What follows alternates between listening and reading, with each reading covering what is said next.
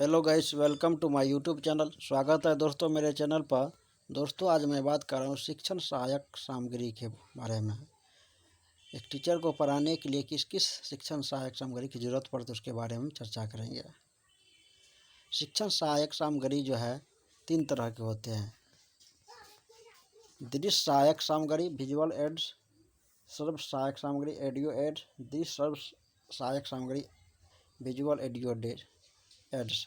Visual जिसको हम देख सकते हैं, ऑडियो जिसको हम सुन करके भी ज्ञान प्राप्त कर सकते हैं। विजुअल एड्स जिसको हम देख करके और सुन करके भी ज्ञान प्राप्त कर सकते हैं, वो हो जाएगा दृश्य सब विजुअल ऑडियो एड्स में।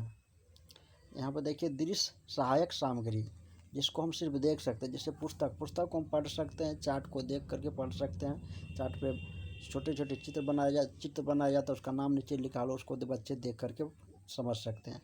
मानचित्र को भी किसी देश का किसी राज्य का मानचित्र हम देख सकते हैं, कहाँ पे कौन जैसे भारत देश में कहाँ पे कौन सा स्टेट है उसको इंगित करके हम पहचान सकते हैं। पोस्टर पर विभिन्न प्रकार के फ़ोटो बनाया होता है, उसके बारे में जान सकते हैं।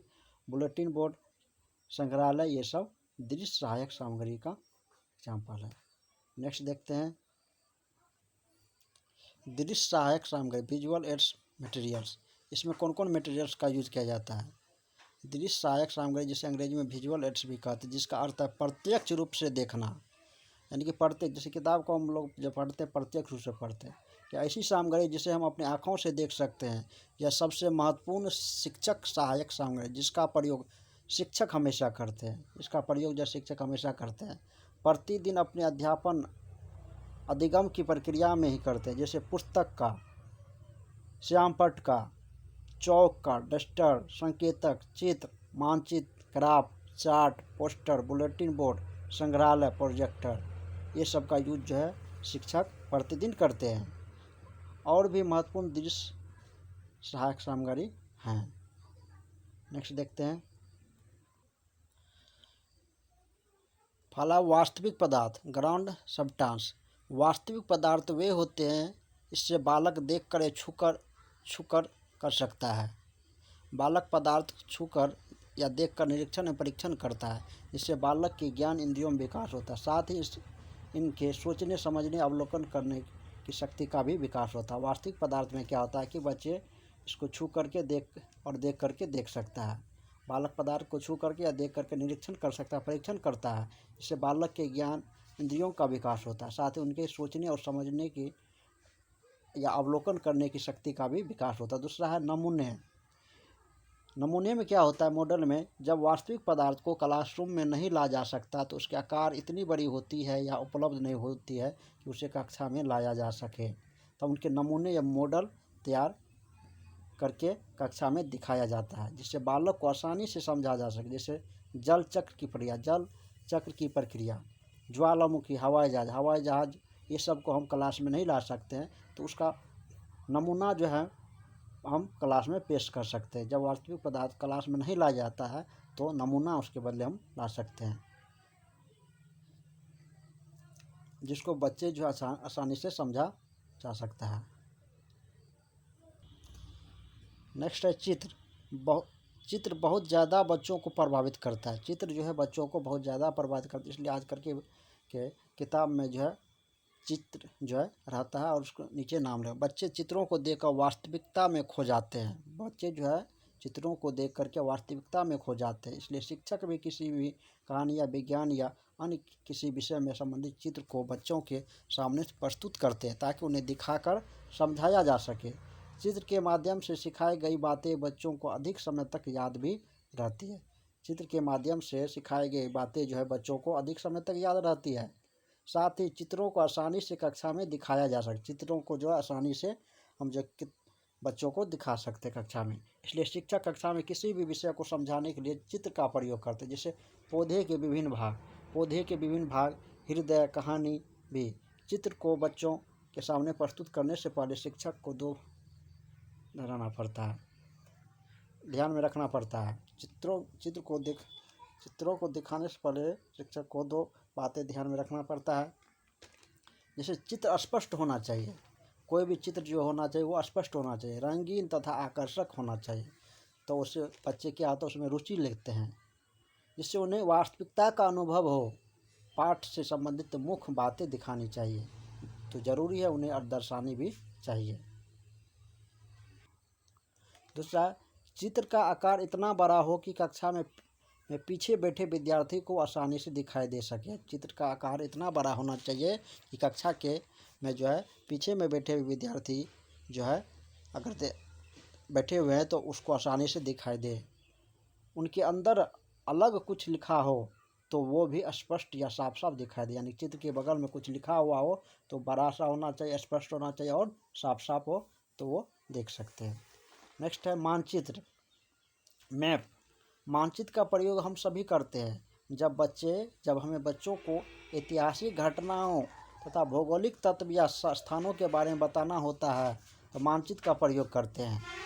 मानचित्र का प्रयोग जो है हम तभी करते हैं जब बच्चों को ऐतिहासिक घटनाओं, भौगोलिक तत्व या स्थानों के बारे में बताना होता है तो मानचित्र का प्रयोग करते हैं।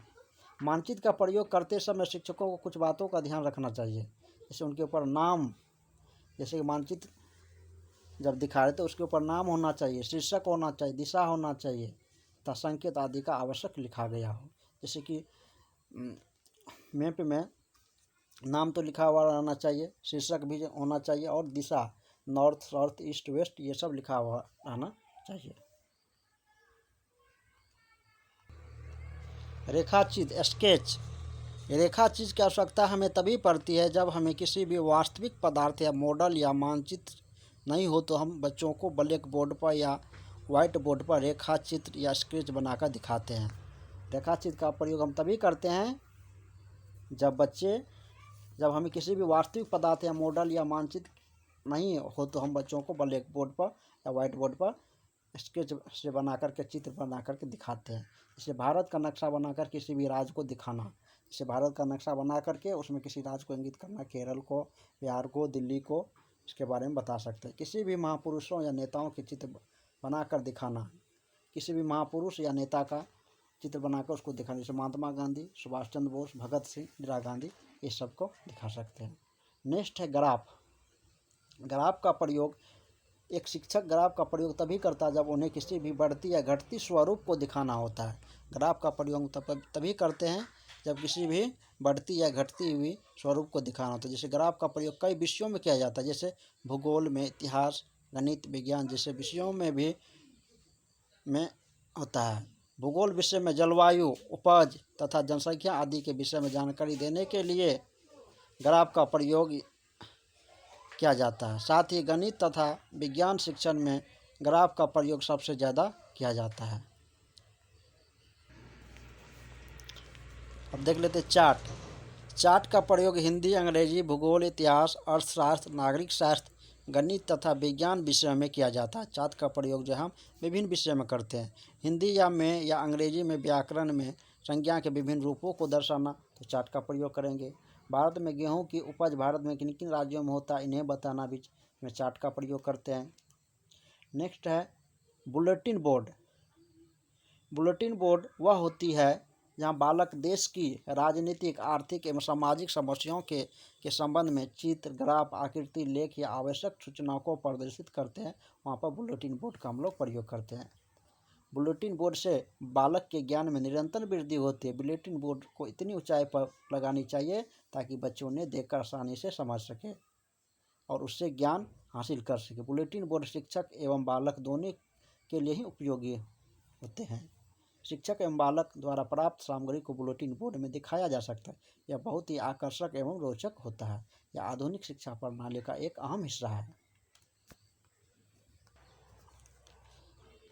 संग्रहालय, म्यूजियम। बालक के ज्ञान को बढ़ाने के लिए संग्रहालय भी शिक्षा का एक महत्वपूर्ण उपकरण है। इसमें सभी वस्तुओं को एक जगह रखा जाता है। इन वस्तुओं से पाठ को और भी रोचक एवं सजीव बनाया। संग्रहालय एकत्रित वस्तुएं जो कि भूगोल, इतिहास, गणित, विज्ञान जैसे विषयों में बहुत ज़्यादा सहायक होता है, अतः हमें अपने इतिहास के बारे में भी पता चलता है संग्रहालय में। ठीक। प्रोजेक्टर। आधुनिक शिक्षा प्रणाली में सबसे ज़्यादा प्रयोग किए जाने वाले उपकरण में से प्रोजेक्टर सबसे अहम भूमिका निभाते हैं। आधुनिक शिक्षा प्रणाली में सबसे ज़्यादा प्रयोग किए जाने वाले उपकरण में से प्रोजेक्ट जो है सबसे ज़्यादा का यूज किया जाता है। प्रोजेक्ट के माध्यम से अध्यापन अधिगम को और भी सरल एवं रोचक बनाया जाए। प्रोजेक्टर के माध्यम से जो है पढ़ना लिखना जो पढ़ना और सीखना जो है और भी सरल और रोचक बनाया गया है, रुचिकर एवं प्रभावशाली होते हैं। प्रोजेक्ट एक ऐसा माध्यम है जिसके माध्यम से बालक को सजीव एवं वास्तविकता का अनुभव होता है, क्योंकि उसमें हम प्रोजेक्टर में हूबहू हर एक चीज़ दिखाते हैं। क्योंकि इसके माध्यम से अध्यापन अधिगम को आसान बनाया जाता है। इतिहास के विभिन्न तस्वीरों को दिखाया जाता है। अभी बताए थे कि वास्तविकता चीज़ दिखाते हैं, इतिहास की विभिन्न तस्वीरों को दिखाते हैं। दुनिया में इंटरनेट का प्रचलन इतना ज़्यादा बढ़ गया है कि शिक्षा में इंटरनेट का प्रयोग कर प्रोजेक्ट के माध्यम से दिखाया जा सकता है। इसका भरपूर फायदा शिक्षक उठा रहे हैं। प्रोजेक्ट के माध्यम से बालक को एक अलग प्रकार का आनंद एवं स्मरण शक्ति, अवलोकन शक्ति, आनंद एवं स्मरण शक्ति, अवलोकन शक्ति, जिज्ञासा आदि का विकास होता है इससे, प्रोजेक्टर से। स्लाइडें फिल्म पट्टियाँ। स्लाइडें एवं फिल्म पट्टियाँ का प्रयोग शिक्षण में सहायक सामग्री के तौर पर किया जाता है। इसके लिए प्रोजेक्टर की सहायता ली जाती है। प्रोजेक्टर द्वारा चित्रों की स्लाइडों अथवा फिल्म पट्टियों को एक क्रम में दिखाया जा सकता है स्लाइड से। अगला है ग्लोब। ग्लोब की मदद से बच्चों को महाद्वीप, महासागर, नदी, पर्वत की सीमाओं को दिखाया जाता है। ग्लोब की मदद से जो है बच्चों को महाद्वीप, महासागर, नदी, पर्वत की सीमाओं को दिखाया जाता है। सबसे ज़्यादा भूगोल के विषय में ग्लोब का प्रयोग किया जाता है। इसमें पृथ्वी की आकृति कैसी है, उत्तरी दक्षिणी गोलार्ध, अक्षांश देशांतर रेखाओं के बारे में बच्चों को बताने में समझाने में आसानी होता है।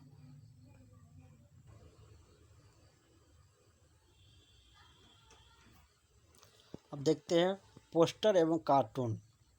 आज शिक्षा जगत में पोस्टर में कार्टून पोस्टर की बहुत ज़्यादा धूम मची है। कार्टून पोस्टर की मदद से बच्चों को सही निर्देश एवं व्यंग तरीके से बच्चों को शिक्षा दी जाती है। आज इसका प्रयोग समाचार पत्र एवं पत्र पत्रिकाओं में ज़्यादा प्रयोग किया गया है। ऐसे बच्चों की अच्छी आदत तो परिवार नियोजन, जल संरक्षण, दहेज प्रथा, धूम्रपान, वनों की कटाई, नेताओं अभिनेत्रियों, पर्दा प्रथा जैसे विषयों पर कार्टून पोस्टर की मदद से लोगों को जागरूक किया जा रहा है। अब नेक्स्ट देखते हैं भित्ति चित्र, वॉल पेंटिंग। अक्सर हमने देखा कि नर्सरी, LKG, UKG कक्षाओं के में भित्ति चित्र बनाया हुआ रहता है, जिसमें चित्रों के साथ वर्ण, अल्फ़ाबेट, फलों के नाम, नंबर, जानवरों के नाम, महीनों के नाम, पहाड़ा, सप्ताह के नाम आदि वस्तुओं का चित्र बना हुआ रहता है, जिससे बच्चे देखकर उसे पढ़ते हैं तथा उन्हें याद भी रहता है। इसलिए प्राथमिक कक्षा में भित्ति चित्र बना हुआ रहता है। शिक्षक चित्र के माध्यम से बच्चों को पढ़ाते भी है। शिक्षक उन चित्रों का प्रयोग अपनी सहायक सामग्री के रूप में भी करते हैं। ये देखिए सर्व सहायक सामग्री, जैसे रेडियो से हम कोई भी चीज़ को सुन सकते हैं। टेप रिकॉर्डर से कोई भी बात को रिकॉर्ड किया रहा था उसको सुन सकते हैं। टेली कॉन्फ्रेंसिंग, इसके माध्यम से हम सिर्फ सुन सकते हैं, देख नहीं सकते। रेडियो के माध्यम से हम सिर्फ सुन सकते हैं क्योंकि उसमें टेलीविज़न नहीं रहता है। अब देखते हैं सर्वसहायक ऑडियो एड्स मटेरियल्स कौन सा है। वह साधन जिसमें केवल इंद्रियों का, कान का ही प्रयोग किया जाता है। ऑडियो मटेरियल्स में जो है एड्स मटेरियल में जो है हम लोग सिर्फ कान का प्रयोग करते हैं, किया जाता है। इसमें सामग्री के अंतर्गत gramophone, radio, telephone, teleconferencing, tape record जैसे ऑडियो ऐड आते हैं, जिसमें बच्चों को कुछ सुनाकर उनके मानसिक शक्तियाँ एवं सुनने की शक्तियों का विकास होता है। टीचिंग एड्स है ये। सर्व सहायक सामग्री में क्या सब आ जाएगा, इसमें हम प्रयोग क्या करते हैं, सिर्फ इंद्रियों का, कान का ही प्रयोग किया जाता है, ध्यान से हमको सुनना पड़ता है। इसमें gramophone, radio, telephone, teleconferencing, tape record ये सब मटेरियल्स हैं। रेडियो देखिए, रेडियो के माध्यम से बालकों को नवीनतम घटनाओं तथा सूचनाओं की जानकारी दी जाती है। रेडियो पर विभिन्न कक्षाओं के विभिन्न विषयों के अध्यापन संबंधी प्रोग्राम सुनाए जाते हैं, जिससे बालक के अधिगम क्षमता का विकास होता है। साथ ही सुनकर समझने एवं उसे याद करने की शक्ति का भी विकास होता है रेडियो के माध्यम से। दूसरा टेप रिकॉर्डर। शिक्षा जगत में टेप रिकॉर्डर एक प्रचलित उपकरण है। इसकी सहायता से महापुरुषों के प्रवचन, नेताओं के भाषण तथा प्रसिद्ध साहित्यकारों की कविता, उनकी कहानियाँ तथा प्रसिद्ध कलाकारों के संगीत का आनंद उठाया जा सकता है टेप रिकॉर्डर से। इससे बालकों को बोलने की गति तथा प्रवाह संबंधी सभी त्रुटियां एवं विचारों को सुधारने में भी सहायता मिलती है। साथ ही बालक टेप रिकॉर्ड की सहायता से शिक्षक की बातों को भी रिकॉर्ड कर रख सकते हैं ताकि उन्हें बाद में सुनकर उसे अच्छे से समझा जा सकता है। यह टेप रिकॉर्डर के। टेली कॉन्फ्रेंसिंग की सहायता से भी बच्चों को सूचना दी जाती है। टेली कॉन्फ्रेंसिंग एक ऐसा माध्यम है जिससे कई स्कूलों को एक साथ जोड़ा जा सकता है। अलग अलग शिक्षक एवं अलग अलग बालक टेली कॉन्फ्रेंसिंग के माध्यम से बातें कर महत्वपूर्ण जानकारियाँ हासिल कर सकते हैं। यह दृश्य सर्व सहायक सामग्री जैसे टेलीविज़न, कंप्यूटर, चलचित्र। टेलीविज़न पे हम सुन भी सकते हैं और देख भी सकते हैं। कंप्यूटर पे हम सुन भी सकते हैं और देख भी सकते हैं। टेलीविज़न, चलचित्र, सिनेमा हॉल में हम सुन भी सकते हैं और देख भी सकते हैं। यह दृश्य सामग्री विजुअल एड्स। दृश्य सर्व सहायक सामग्री विजुअल एड्स मटेरियल। दृश्य सर्व सहायक से सामग्री से तात्पर्य उन संसाधनों से है जिनके माध्यम से बालक देखने और सुनने की शक्तियों को बढ़ाते हुए अपनी अधिगम क्षमता को बढ़ाता है। दृश्य सर्व सहायक सामग्री एक ऐसा साधन है जिसका आधुनिक शिक्षा प्रणाली में प्रयोग बढ़ता ही जा रहा है। बच्चे पाठ के सूक्ष्म से सूक्ष्म, कठिन से कठिन भावों को भी इसके माध्यम से सरलता से समझा जा सकता है, आसानी से समझ सकते हैं। इस सामग्री के माध्यम से लिखित तथा मौखिक पाठ सामग्री को समझने में भी सहायक होती है। इसके अंतर्गत सिनेमा, दूरदर्शन, नाटक, टेलीविज़न, चलचित्र, वृत्तचित्र, कंप्यूटर आदि आते हैं। चलचित्र फिल्में।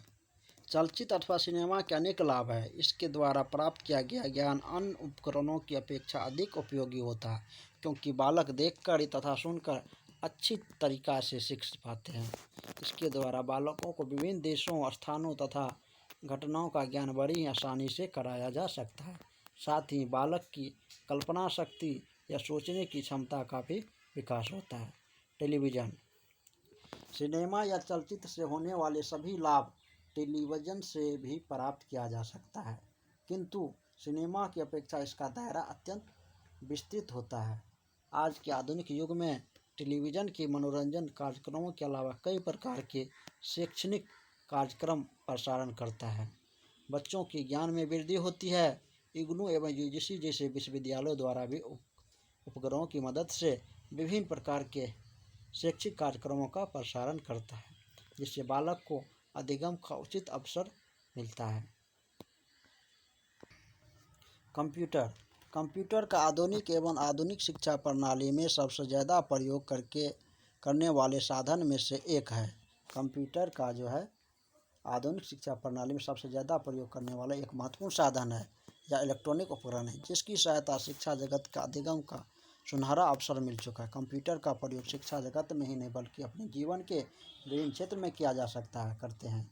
शिक्षा के क्षेत्र में कंप्यूटर के निम्नलिखित है। पहला, कंप्यूटर के माध्यम से पाठ के प्रति रुचि का विकास होता है। कंप्यूटर में चलचित्रों के माध्यम से पाठ को अत्यंत जीवन एवं मनोरंजन बनाया जा सकता है। जैसे कंप्यूटर में कोई भी फिल्म कोई भी चित्र को दिखाते रहते हैं और उसमें उसके बारे में बताया भी जा सकता है।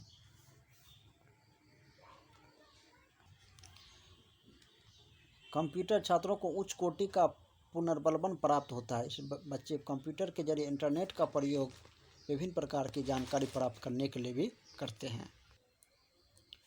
विभिन्न प्रकार के project, PPT, MS Word, Excel, cell जैसे प्रोग्रामों का प्रयोग कर बालक का अधिगम बढ़ता ही जा रहा है। साथ ही शिक्षा जगत को एक चुनौती और विकास का एक नया अवसर मिल चुका है। आज शिक्षा जगत में कंप्यूटर का प्रचलन इतना बढ़ चुका है कि हर स्कूलों एवं विश्वविद्यालयों में इसका प्रयोग किया जा रहा है। ऐसा लगता है कि कंप्यूटर के बिना शिक्षा का महत्व एक अधूरा है, क्योंकि आज देश दुनिया की हर जानकारियाँ इंटरनेट के माध्यम से मिल ही जाती है तथा बच्चों को उन जानकारियों को दिलाने में कंप्यूटर एक अच्छा माध्यम है।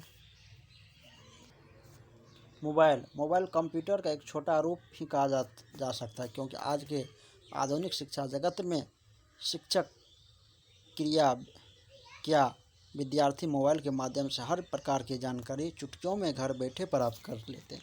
साथ ही अपने प्रोजेक्ट अथवा गृह कार्य बड़ी आसानी से इंटरनेट के माध्यम से जानकारी हासिल कर बना लेते हैं। आज कंप्यूटर से ज़्यादा मोबाइल फ़ोन की मांगें बढ़ती जा रही हैं और इसका प्रयोग शिक्षा जगत में भी किया जा रहा है। अब देख लेते हैं नाटक, ड्रामा। अगर बच्चों को किसी भी लंबी कहानियाँ, उपन्यास आदि को नाटक के माध्यम से दिखाया जाता है तो उन्हें पूरी घटनाएं अच्छी तरह से याद हो जाती है। आजकल जो बच्चों को लंबी कहानियाँ या उपन्यास नाटक के माध्यम से दिखाया जाता है तो उसकी पूरी घटनाएं बहुत अच्छी तरह से याद हो जाती है और वे बड़ी आसानी से उसे समझ भी पाते हैं। इसलिए शिक्षक लंबी कहानियाँ, प्रेरणादायक कहानी, किसी घटना, उपन्यास जैसे विषयों को नाटक के माध्यम से बच्चों को पढ़ाया जाता है या उनसे नाटक कराया भी जाता है। अब शिक्षण सहायक सामग्री की आवश्यकता क्या है? Need of TLM, teacher learning materials. Teaching learning materials के क्या आवश्यकता है? अध्यापन अधिगम को आसानी बनाने के लिए इसका आवश्यकता होता है। बच्चों को जिज्ञासा को पूरा करने के लिए TLM का प्रयोग किया जाता है। क्लास को प्रभावशाली एवं रुचिकर बनाने के लिए भी TLM का प्रयोग किया जाता है। कठिन से कठिन विषयों को सरलता से बताने के लिए प्रयोग किया जाता है TLM का। बच्चों को निरीक्षण एवं परीक्षण, उनकी अवलोकन शक्तियों को बढ़ाने के लिए भी TLM का प्रयोग किया जाता है। अब देखते हैं शिक्षण सहायक सामग्री की विशेषता है। टीचिंग लर्निंग मटेरियल्स के विशेषता क्या है, फीचर क्या है, इसके बारे में देखते हैं। शिक्षक इसकी सहायता से शिक्षण अधिगम को रोचक एवं आकर्षक बनाता है। दूसरा, छात्र से मानसिक विकास में सहायता करता है। छात्र के मानसिक विकास में सहायता करता है। इसकी सहायता से शिक्षक को किसी भी विषय में समझाने में समय की बचत करता है। जटिल से जटिल विषयों को भी सरल बनाने में TLM सहायक होता है। बच्चों की जिज्ञासा को बढ़ाने में सहायक होता है। बालक के मानसिक, सामाजिक एवं संवेगात्मक विकास भी करता है। शिक्षण सहायक सामग्री की सहायता से बालक के व्यवहार में भी परिवर्तन लाता है। बच्चों को ध्यान केंद्रित करने में सहायक करता है। उनकी इंद्रियों की क्षमता को भी बढ़ाता है। अमृत विचारों को मूर्त रूप में प्रस्तुत करने में भी मदद करता है। बालक के अधिगम उनकी रुचियों को बढ़ाने में भी मदद करता है। Thank you friends. मेरा वीडियो आपको कैसा लगा? आपको कुछ भी अच्छा लगा मेरी वीडियो को लाइक कर दीजिएगा। Thank you.